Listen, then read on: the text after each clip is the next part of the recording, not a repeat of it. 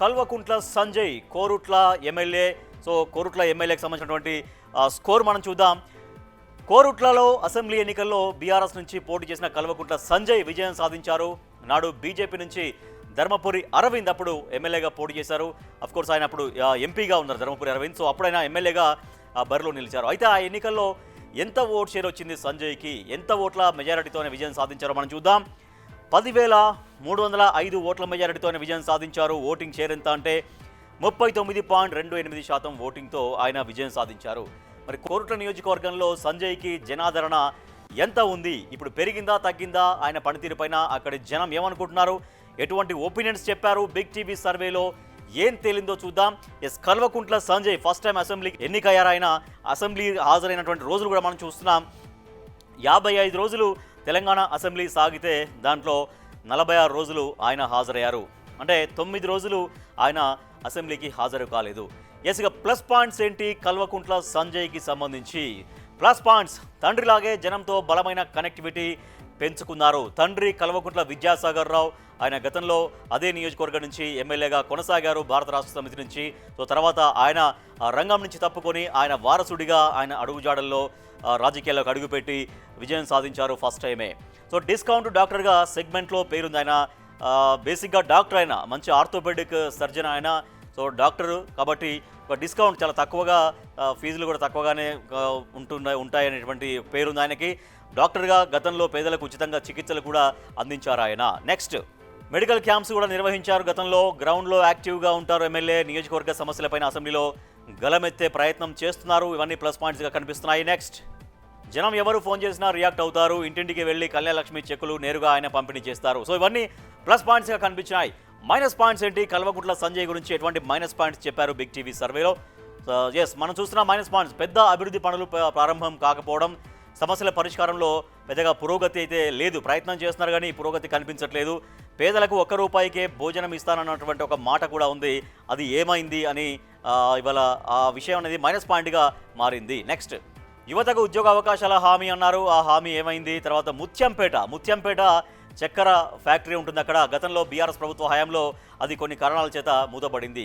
So ఆ మూతపడ్డ దాన్ని open చేయాల్సినటువంటి అవసరం ఉంటుంది. సో అది ఓపెన్ కాకపోవడం అనేది కూడా మైనస్ పాయింట్గా కనిపించింది. ఇంటిగ్రేటెడ్ మార్కెట్ పనులు కూడా ఆగిపోయాయి. ఇవన్నీ కూడా మైనస్ పాయింట్స్గా కనిపిస్తున్నాయి. నెక్స్ట్, కొండ్రికర్ల వాగుపైన బ్రిడ్జి నిర్మాణం ఏది? 100 బెడ్స్ హాస్పిటల్ పూర్తి కావాల్సినటువంటి అవసరం ఉంటుంది, అది కూడా కాలేదు. కోరుట్లలో ఎక్కువగా ఆయన అందుబాటులో ఉండడం లేదు అనేది కూడా ఒక కంప్లైంట్ ఉంది. ఇక ప్లస్ పాయింట్స్ ఏంటో చూసాం, మైనస్ పాయింట్స్ ఏంటో చూసాం. మరి జనం ఏం కోరుకుంటున్నారు కోరుట్ల నియోజకవర్గ ప్రజలు ఎమ్మెల్యే దగ్గర నుంచి? ముత్యంపేట షుగర్ ఫ్యాక్టరీని తిరిగి తెరిపించాలి. ఇందాక మనం మాట్లాడుకుంటున్నట్టుగా ముత్యంపేటలో షుగర్ ఫ్యాక్టరీ ఉండే గత బీఆర్ఎస్ ప్రభుత్వ హయాంలో అది క్లోజ్ అయింది. అక్కడ మండలం చుట్టూ అంటే జగిత్యాల్లో, కోరుట్ల ఇవన్నీ కూడా ఎక్కువగా మండలాలలో ఇప్పటికి కూడా చక్కెర పంటను అంటే చెరుకు పంటను ప్రధాన పంటగా అక్కడ పండిస్తూ ఉంటారు. సో కాబట్టి వాళ్ళందరికీ చాలా అవసరమైనటువంటి ఫ్యాక్టరీ తెరిపించాల్సినటువంటి అవసరం ఉంటుంది. ఫ్యాక్టరీ మూసివేతతో ఉపాధి పైన ఎఫెక్ట్ పడింది.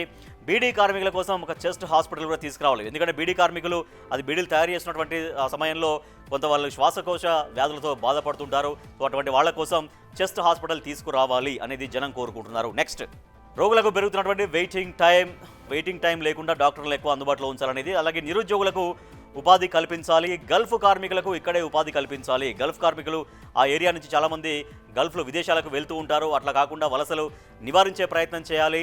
అక్కడే స్థానికంగానే ఉపాధి అవకాశాలు కల్పించేటువంటి ప్రయత్నం జరగాలి అని జనం కోరుకుంటున్నారు. నెక్స్ట్, గల్ఫ్ దేశాల్లో వలస కష్టాలు చాలామంది పడుతున్నారు, ఆ కష్టాలు తీర్చాలి. తర్వాత మెట్పల్లి ప్రభుత్వ ఆసుపత్రి చాలా ఇబ్బందులలో ఉంది, చాలా సమస్యల నిలయంగా మారింది. ఆ ప్రభుత్వ ఆసుపత్రి రాత మార్చాలి, దాన్ని బాగు చేయాలి అని జనం కోరుకుంటున్నారు. ఇక ప్లస్ పాయింట్స్ ఏంటో చూసాం, మైనస్ పాయింట్స్ ఏంటో చూసాం. జనం ఏం కోరుకుంటున్నారు కోరుట్ల ఎమ్మెల్యే కల్వకుంట్ల సంజయ్ దగ్గర నుంచి కూడా మనం చూసాం.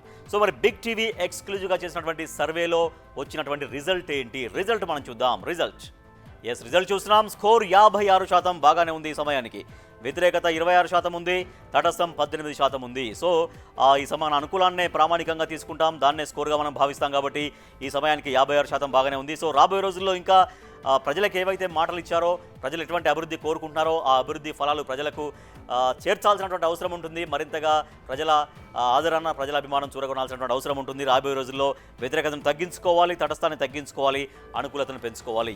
ఇక కల్వకుంట్ల సంజయ్ కోరుట్ల ఎమ్మెల్యే గారు, ఇది మీ స్కోరు. బిగ్ టీవీ ఎక్స్క్లూజివ్గా చేసినటువంటి సర్వేలో మీ నియోజకవర్గ ప్రజలు చెప్పినటువంటి ఫీడ్బ్యాక్ ఆధారంగా మీకు బిగ్ టీవీ ఇస్తున్న స్కోర్ ఎంత అంటే 56%.